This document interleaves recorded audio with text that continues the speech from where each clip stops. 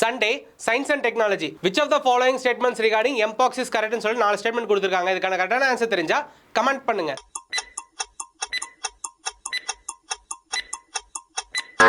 Welcome to Ravana IAS Academy. First statement, it is caused by bacterium.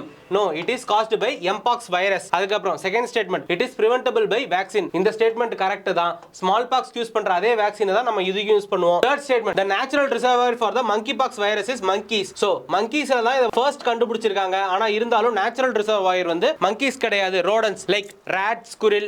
இதுதான் வந்து இதனுடைய natural reservoir. So இந்த statement wrong. அதுக்கப்புறம் fourth statement, CDC declared monkeypox a public health emergency of international concern னு சொல்லி கேக்குறாங்க.